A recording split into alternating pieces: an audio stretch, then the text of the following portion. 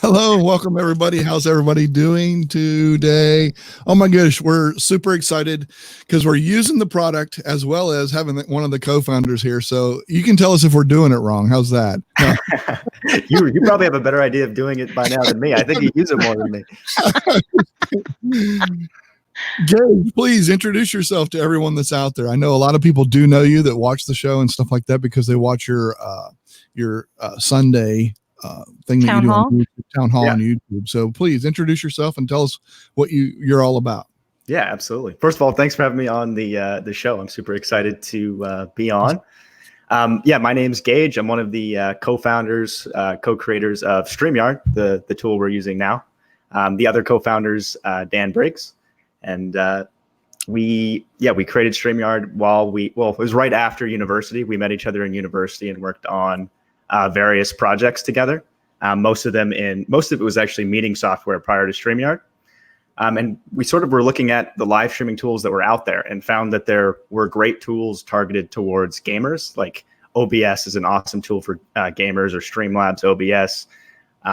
And there were even some tools that were sort of more targeted towards non-gamers, but we felt most things were either too complex or not really reliable enough for what we wanted to do. So we wanted to make the best tool possible, and StreamYard is our shot at doing that. We wanted to make something that made it really easy to just go live and share your ideas without having to know too much about tech, basically. That's awesome. So, and that is definitely what you created. I know. So the two of you are in college, and you decided to do this based on that. That's it. I mean, it's just hey, let's just go for this. Fine, we'll just make our own. It's a longer story than that. So okay, that's fine. We're both like I was electrical engineer, Dan was a mechanical engineer, and we love building stuff and liked working together. So some things we worked on were university projects, some things were just for fun.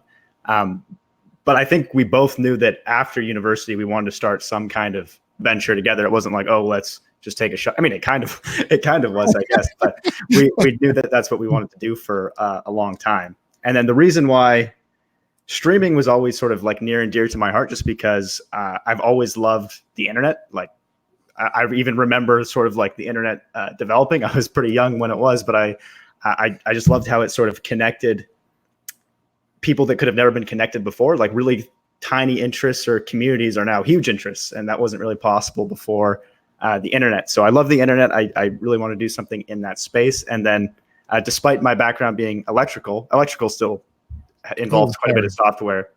Sorry, what was that? No, I'm sorry that I hit the wrong button there. Sorry, that happens sometimes. Oh, no worries. Yeah. So despite not being a software engineer, I love software just because of how quickly you could iterate and develop things without having to have a bunch of funding or anything like that. And then Dan liked it for the same reasons, and we started working on StreamYard. That's super fantastic. That's awesome. I love that. That's so cool. So that's pretty much all the questions I had for you tonight.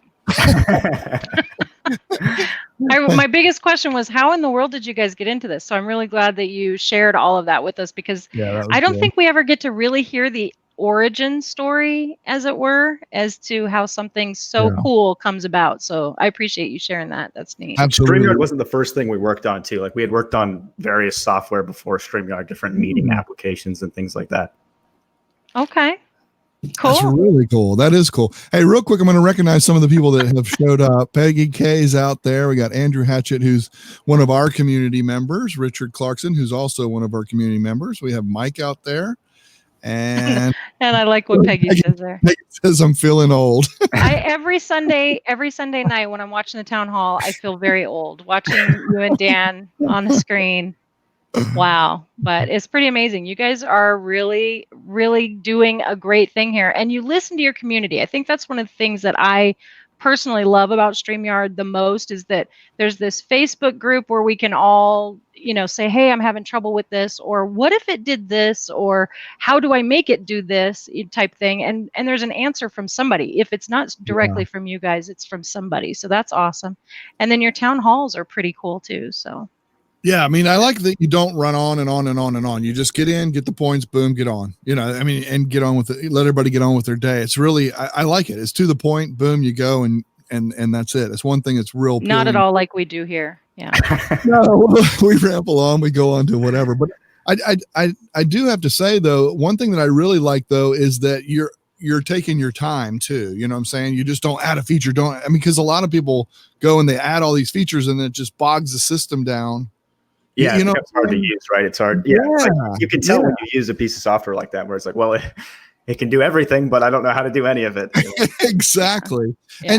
And I like ease of use. I mean, in one of your pillars, we mentioned that before, and you can mention those. You want to mention your pillars real quick? What are the three? Yeah, the three things that StreamYard focuses on that we call our pillars are ease of use, stability, and making your streams look nice, professional looking streams. Those are the three That's awesome. StreamYard pillars.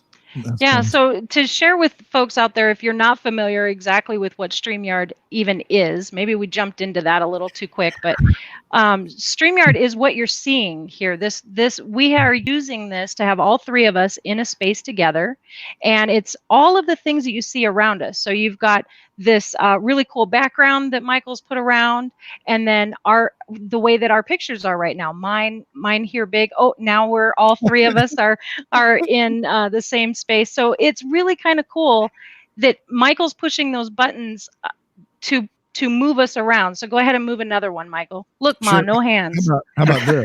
How about that? I'll just put you on. There you go. Just put me on screen. So here we are. We're still in the same thing, but I'm on screen and I'm being what's presented to you. And that's all capable because of StreamYard. And StreamYard is browser-based.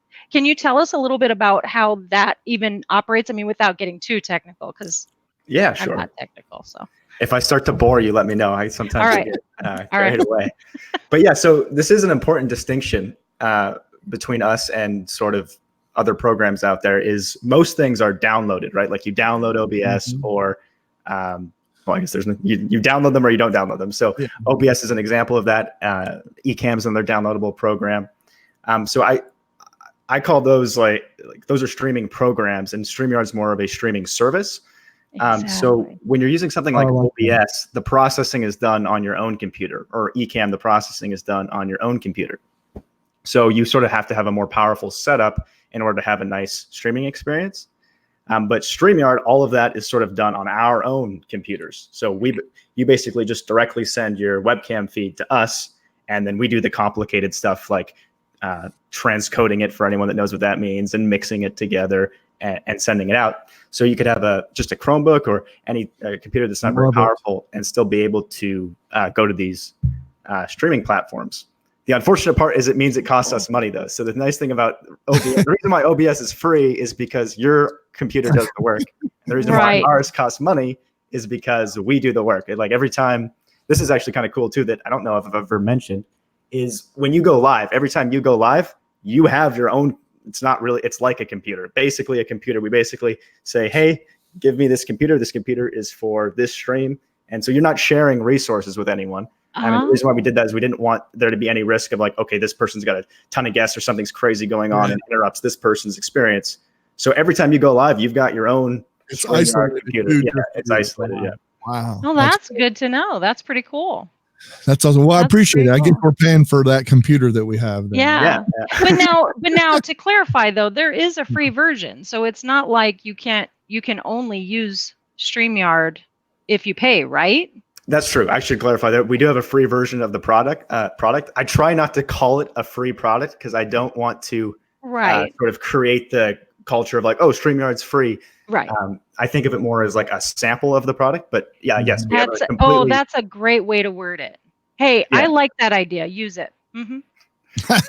But you're right. There's a completely free version of the product where you get our duck in the top corner there, and you can't remove it, our watermark or whatever. But it has most of the features. Like you can have up to 6 guests still. You can throw up comments in the banners. Our paid features are the overlays and the background images and things like that. But you get a lot of functionality out of the free version. And then we hope that by using the free version, we can sort of convince you to upgrade at some point. But we love, despite me not wanting to call StreamYard a free program, we love our free users because they help us get the word out about StreamYard. Right. Yeah, exactly. Right. Exactly. And I think it's a good testing ground. It's a good testing. Yeah. And I think it's good though that you offer it like the sample, like you said. I like that you offer that because so many places are like, you can try it for a week or something, and then, you know, they want a credit card up front and all that. And with any of those programs, I've always had issue with using it in a timely manner and knowing how to use it. So I just don't use it. I just never mind. I just won't use it. And if you'd have done that with StreamYard, I might not have ever really realized how valuable this was to me. And now I use it every single day. So I love it. She does. I really do. Yeah, that's great. I do my art show every morning. So yeah, we wanted to make sure it had quite a bit of functionality, just so, because it takes a while to know whether or not you want to use something, right? So we have lots of users that are on the free version for like several months before they're like, you know what, I want to use those video overlays, or I want to get rid of the StreamYard Duck and upload my own. And like you said, if it was just a 2-week trial, you might be like, 2 weeks, I don't know if I want to use it, or I forgot to use it at all over the 2 weeks. Yeah, that's a good point. That's a valid point. Yeah. Here, you know, you said about live streaming and reaching people. Ross is with us from Australia, and she's one of our community members, and she's on here saying hello and everything. That's the cool thing to me, why we like to do what we do. And you know, she's a great community member and just participates and always adds a lot to it. One thing that I wanted to ask you too, Andrew, he mentioned it. He says, I love the duck logo. Where did the duck come from? How did the duck that is a great question, because I asked that when we first started, like StreamYard Duck. I wish I had a more meaningful story with it, because the question comes up. You got to make one up. If this isn't good, you're going to have to make it up, Geige. I wish I had some amazing tale of how the duck came to be, but it's pretty simple. Are you familiar with the company MailChimp? Yeah. Yeah, I always loved their logo, and there's quite a few other companies that have an animal logo, and I've always loved companies that had animal logos. So I knew that we wanted to have an animal as our logo, and the basics of it are I've seen is ducks are in their backyard animals. They are sometimes in streams, so it's the StreamYard Duck. Yeah, okay. Well, I love it. You stick with that story. Stick with it. It's good. I approve. I'll work on it a bit. I'll think of something. I like it. One thing, Heather and I both we met through Hangouts on Air. Yeah, and I saw your post, and you did a video on it and all that kind of stuff about it going away and StreamYard as an option. Yet it's a paid option. But one of the things that's appealing to me. Go ahead. I was just going to bring this up because you were mentioning it. So go ahead. There you go. To put the dollars into using it. Exactly. Yes.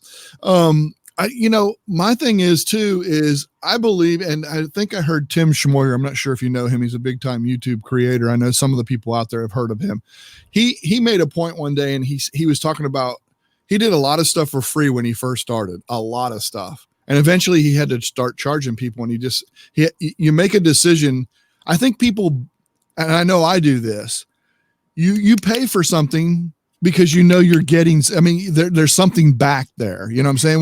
When you keep using free, it's hard to expect them to upgrade or do whatever and all that kind of stuff. And that's why I felt like this with you guys. You know, at first I said, do you have a trial? And you were nice enough to give it to me for a little bit.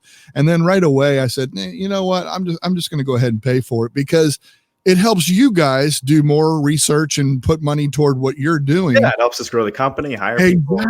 Exactly. So to me, that's worth it. I mean, when you're paying for something, I think that now it's easier for me to send you. Yeah, I have to answer. I'm accountable. It is an interesting point, though, the whole free versus paid product type things.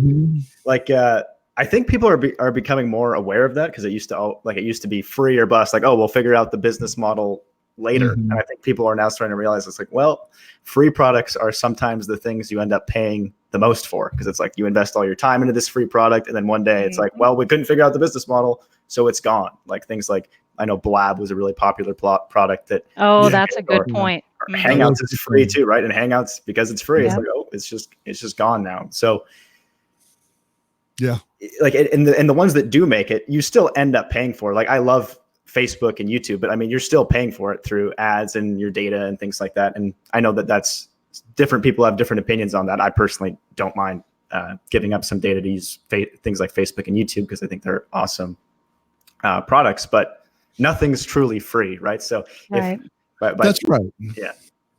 That is so true, and I believe that too as well. Hey, April, I see April. Hey, April, came around to say hey to. Yep, she came to say hey. Well, and I mean, speaking of it, we have a paid-for community, and we've had the same conversation with even our members. Are like, we can't believe there's not more members because what you guys provide here, type thing. And it's interesting when you're talking about this kind of thing. You know, paid versus free. You could give it away all day long, but it doesn't really have much value until someone pays for it. It's the exact same product. So that makes no sense sometimes, but it changes the whole dynamic of how people use it and what they think of it. Absolutely. Yeah, exactly. Sorry, go ahead. Go ahead. No, go ahead. I want you to speak. Oh, I was just going to say, I do love the concept of freemium though. I'm a big fan of that. Like like you do with lots of people do it, is like some content is you give away lots of really valuable stuff for free, but then also have a paid version of whether it's your course or your product. And I'm a fan of that model as well because it lets people decide whether or not it's for them, basically. Yep. Right. It's that sample. You got a sample of what it is that we do and what we offer, and then if you want more than that, then come on in, and for $10 a month, in our case, for $10 a month, you get one-on-one attention, and it's actually kind of cool. But awesome. The paid version is well worth it. I totally agree. Totally agree. I do a daily tip every day, and it's kind of cool, some of the stuff that I come up with. And I've always been a giver. I love to give out information, help out. I'm in your community a lot of times over on Facebook. Absolutely. Yeah. I just divulge. Oh no. And I just divulge. Hey, listen, like everybody, you don't know how many people reached out to me when I did my live from my phone StreamYard. Yeah. They were like, oh my God, how did you do that? Oh my God. I got so much feedback from that. So I had to reach out to people individually. How did you do that? That was incredible. What was up? I mean, I was pulling up comments. I was doing the whole thing all from my phone, and I did it to Facebook. I did it to YouTube. I did it to all of them just to see if it would. And it did. And they were all like, how did you do that? But it's also one thing that I like too, is that there's no, you even put in there, you say, look, mobile is experimental. Yeah. You get that warning that it's experimental. So you don't expect to have, hey, this might go wrong or something like that. That's one thing I like that you do. You really put some thought into that kind of thing too. And that's what I like about what you guys do, is you actually think through the process. Cause I mean, you are users, you want to make sure that, hey, this experience needs to have this or that kind of thing. And I appreciate the, one thing that I don't know if I was the total, but I want to say being able to mute someone else, like when they come in and stuff like that. I know I asked for that a bunch, and you guys did that. Yeah. I appreciate that. A lot of people asked for it. You were probably the most vocal one, but many people asked for it. That's funny. So, okay, I want to talk. Why though? I told you why. I said, look, if I get a copyright on my YouTube, it's my channel that gets damaged on that. So, but you responded to that too, and you're like, yeah, that makes a lot of sense. Oh yeah, I totally agree. It's a great reason. Like there's lots of things that people ask for that, like we do. There's lots of things we want to add, but like you said, the user experience is extremely important to us. Like we really, every time we want to think through exactly how this feature will be used, both for an existing user and also for someone that's using it for the first time. Like what's their experience going to be when they see like, it's like, it sounds like, oh, it's just one extra button. It's like, well, you keep saying that, and then suddenly there's buttons. Yeah, you have 25 buttons just to go live. Yeah. Yeah. So what's interesting to me, no, it's fine. You guys talk. It's fine. It's like, I'm not even here. No. What's interesting to me is the, and I mentioned this already, but you've got the community, but then you also do the town halls on Sunday nights. So what I wanted to know about those is when you are doing, like, that is something that is kind of like a service you provide, like just giving us updates and then hearing the community. I love that you call it town halls. What is your plans for that? Is that something you're going to always continue to do, or are you just like, do you see it changing or growing, or any ideas on that?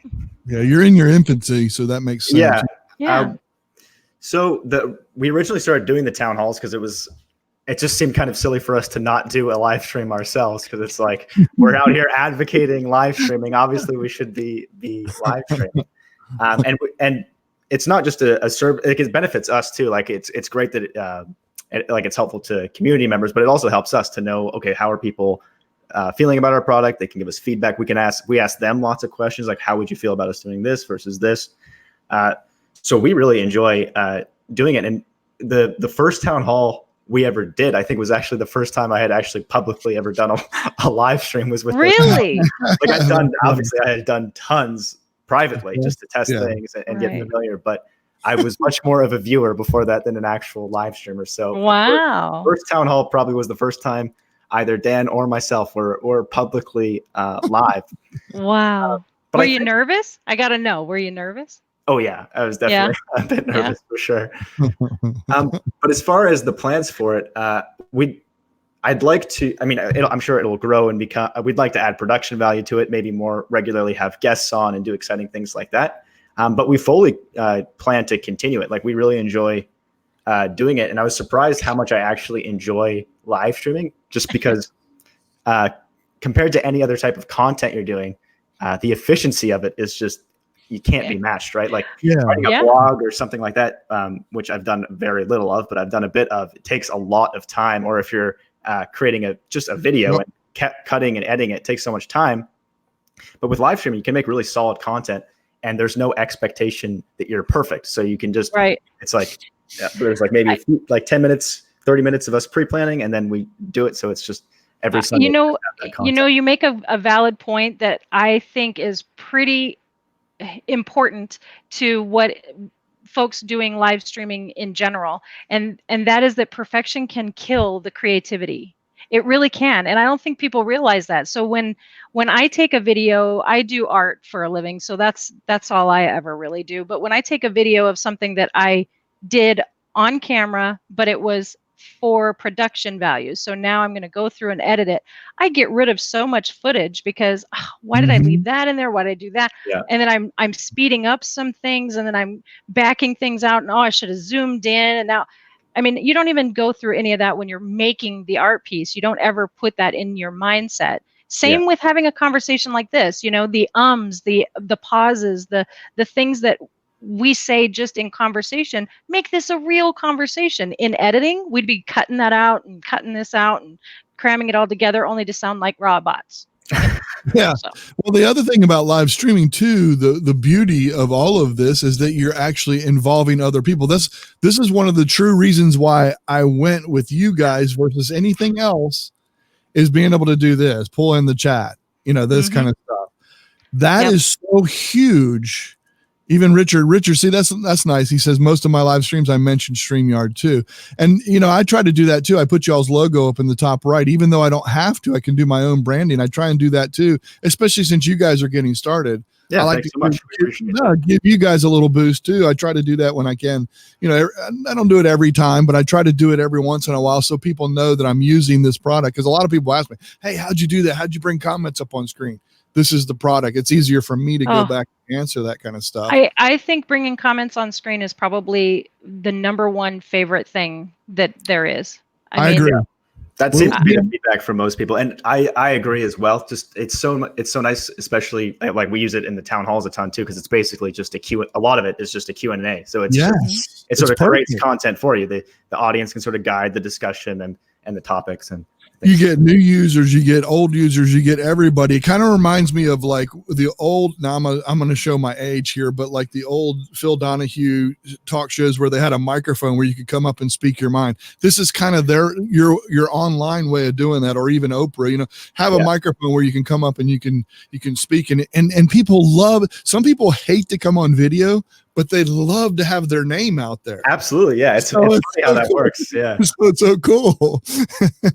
No, I've definitely noticed that as well. Like the percentage of people that want their comment shown on screen is extremely high compared to the amount of people that actually want to come on video. Let's just say this for a second, okay? I have been to the town hall. My name on YouTube is Craft Shack, so that's me. And then when you put my comment up there and you actually acknowledge that I'm there, and then you answer my question, not only does it make me feel a little bit like, oh my gosh, he said my name. Not does it do that. Not it does do that. But anyway, but also it makes me feel heard, and it makes me want to stick around. So if you're somebody who's doing live streaming and you're wondering why you don't have, people sticking around, or do you even have audience members? I mean, this is one major way to make sure people stick around, is to put their name up on the screen like this and say hi to Chris and Geeks on Tour out there. So, to be able to do that is huge, and let them know that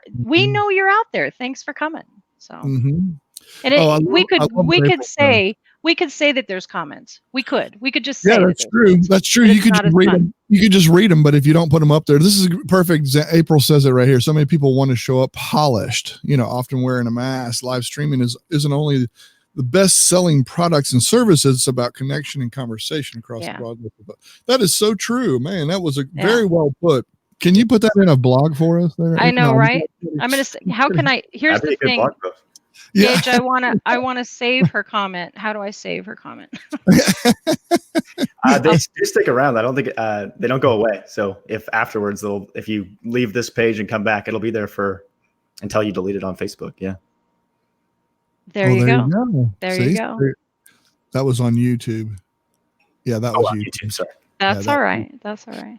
Yeah, because I can't get to Facebook for whatever reason. There's nothing coming through. But no, maybe nobody's putting any comments over there. I don't know. But anyway, that's a whole different subject. Yeah. You can't have interaction and comments on screen if people don't actually watch. That's just that's a whole nother topic. We can have that meeting another day. Yes. And I tell you though, and like I said, we were old Hangout people.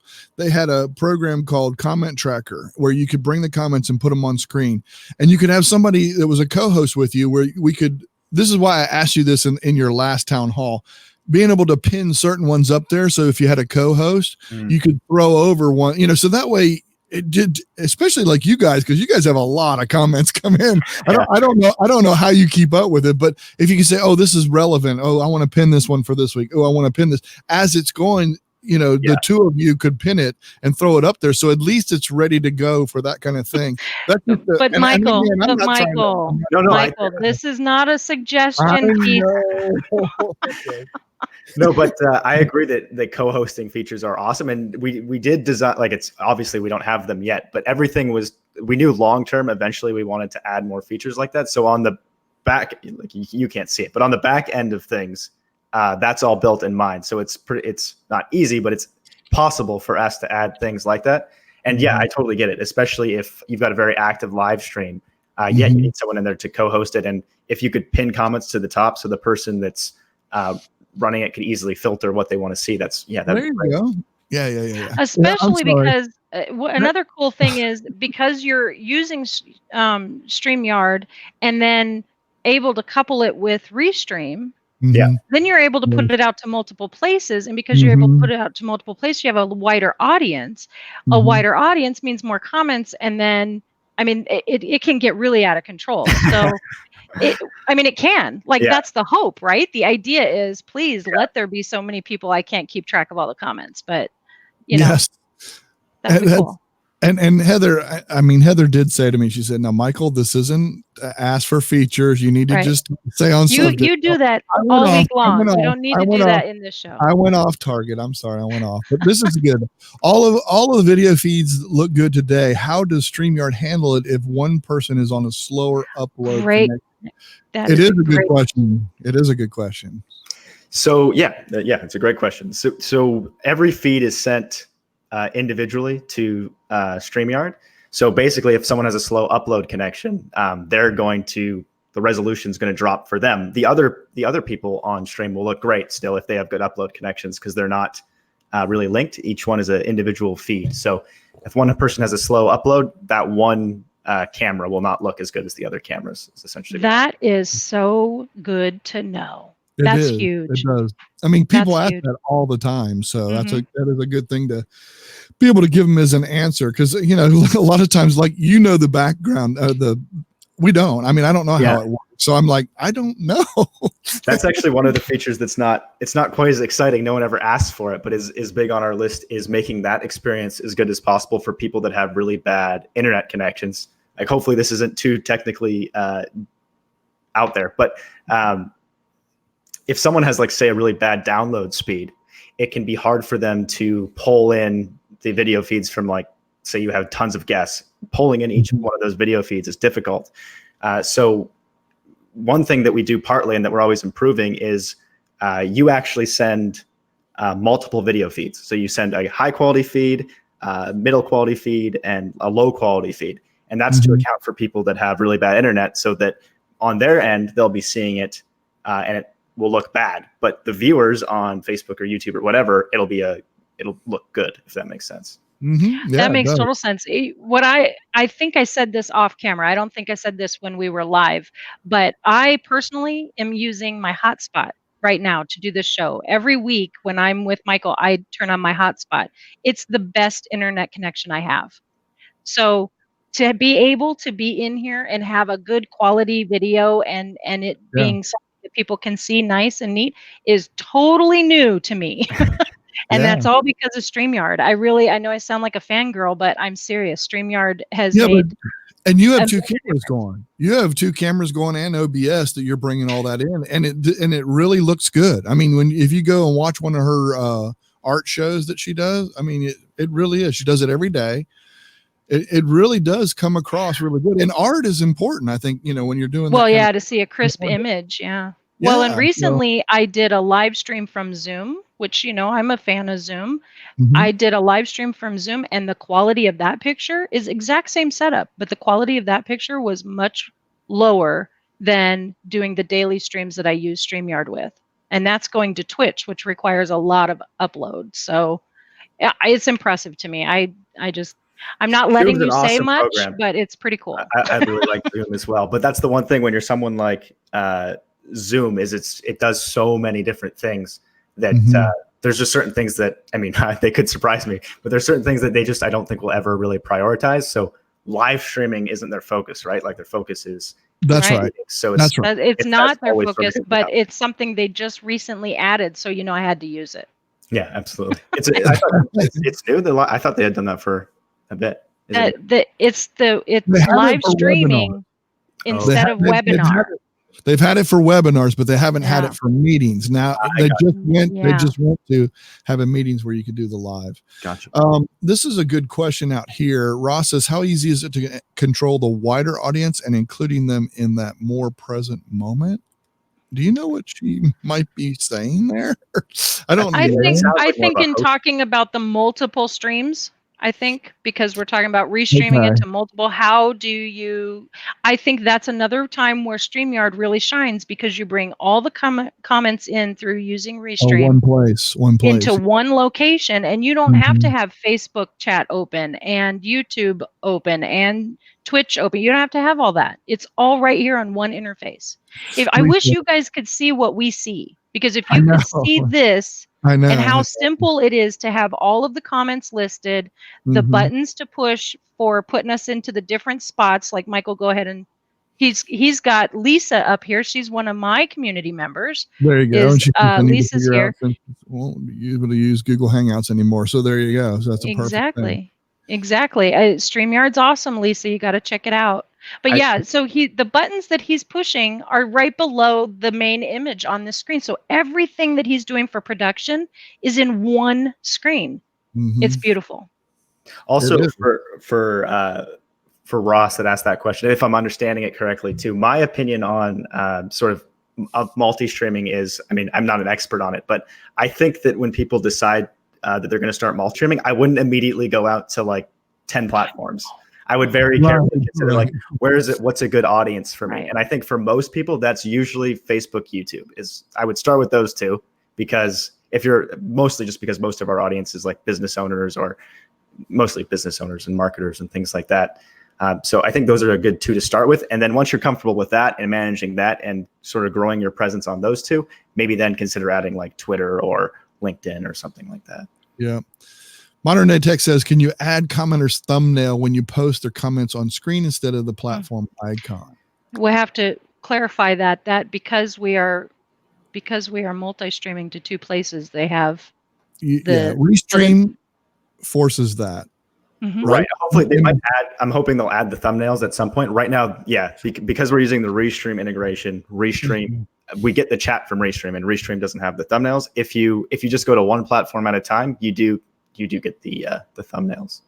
Yeah. So if we were just on YouTube, we would have seen your YouTube channel icon instead of the YouTube icon. Does StreamYard offer third-party integration with StreamLabs? Did you say with StreamLabs or like StreamLabs? Yeah. Like StreamLabs does. StreamLabs? Oh yeah. So the closest thing, I guess, is like our integration with Restream is technically a third-party integration, but I'm guessing what Peggy's asking is, it's been a while since I used StreamLabs, but things like donation notifications and things like that. Right now, no, it's possible, and we might pursue that as we grow and if it makes sense for us. But right now, it's all StreamYard. I will say that Michael does integrate through using OBS and then Streamlabs through that. He does do that all streaming with you. So it is a possibility. It just does require more than what StreamYard actually, the premise of StreamYard. If you want to use OBS in combination with StreamYard, you could totally do that. Absolutely. Yeah, I use OBS and then I use Streamlabs, all those features that give you that fancy on-screen stuff. I bring those links into OBS. Yeah. And then whenever I get like a super chat or something, then I was just going to say, I'm going to do a super chat so we can see it. You don't have to do that. Talk amongst yourselves. I'll do it. Yeah, and so I love this. Lisa says, I need some lessons. Absolutely. Yeah, we love to do that kind of stuff. And this is the kind of stuff we do. I don't want to be too long. I don't want to keep you too long because we always afterward we invite our community in to ask you personal questions. That's part of our Pay for community thing. But go ahead, Heather. Go ahead. Well, I had one question before we go, so I want to make sure this is the last question I wanted to ask. Are we at the end? Yeah. Well, we're getting close. I don't want to go too long. Okay, I just want to make sure my question gets asked because it's a really important one, and it's been killing me for a while. So I really want to know the answer to this one. Why are you laughing? I know you. Behind you, Geige, is a red ball, and I need to understand why you have a red ball on your couch. It drives me nuts. Like the duck logo, I don't have a great reason. You don't have an answer for that? Yeah. Well, we were going to put you on the spot on that one. I work out in my living room and sometimes use the ball for my workout, and that's a convenient location. And that's where it ends up? All right. I was thinking it had something to do with Red Nose Day or clowns. I don't know. I was coming up with all kinds of things. I'm gonna have to message you some better stories so that you can have them ready when people ask you these questions. So I would appreciate that. I could use that. Ross says, I do want. She says, "What's the difference between Restream and repurpose?" Oh, good question. Yeah. Okay. So I'm guessing Ross means repurpose.io. So yeah, they're pretty different. So repurpose.io, it's Hanny's product, and it's after the fact. So it's like, say you do a stream on Facebook, repurpose comes into play after the stream's over. So it's used to sort of, if you want to automatically get a podcast out of your live stream, that program will like strip out the audio and make a podcast out of it. Or say if you want to upload it to YouTube after the stream's over automatically, that's another thing that repurpose does, which it's a paid product.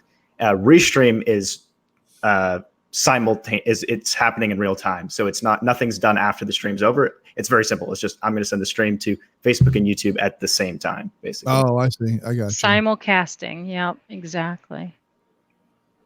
Yep. And Mike asks, I'll just get a couple more just real quick. Typically, what is the delay between the video and the chat, for when chasing audio issues and such? Can you hear me now? Kind of thing. That's another interesting question as well. So people in the studio, like you can't see the studio, but Michael, Heather, and I are all in the studio. So we're talking to each other in real time. There's essentially, there's a delay, but there's not much. You wouldn't notice it. It's like 40 or 50 milliseconds. But YouTube, it's actually all YouTube streams, all Facebook streams, pretty much any major platform. They have a pretty significant delay just because when you have as many viewers as they do, it's no longer a simple process to just send someone a feed. You sort of have to do some complex stuff. So there's about, if you put YouTube to low latency mode, I think it can get down to like 10 seconds. But it's if you don't have it in low latency mode, it can be up to 20 seconds. And on Facebook, I find that's around a 10-second delay that the people watching it before they see you. There are some exceptions to that. Microsoft's new platform, Mixer, is all about it being real time.